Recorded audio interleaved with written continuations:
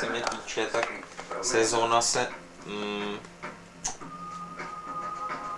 vyvíjela v celku dobře, ale mohlo to být i lepší. Co mohlo být lepší? Mohlo být lepší například jsem se mohl zlepšit ve statistice plus minus, kde jsem skončil předposlední. A také mi v posledním zápase utekl titul nejlepšího střelce. No ale jednu kategorii si přeci Kdy vyhrál. Tomáš Fošum náhodným gólem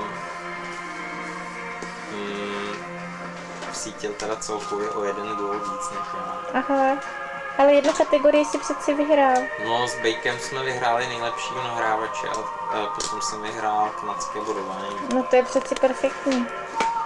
Dobrý, no ale pouze jsem nazbíral 44 bodů oproti minulé sezóně, kdy bylo 52, teda citelný pokles.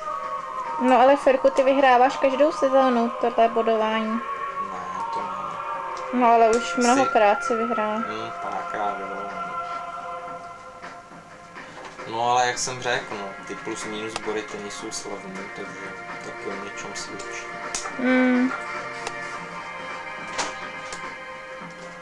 Tak jo. Tak děkuju za rozhovor.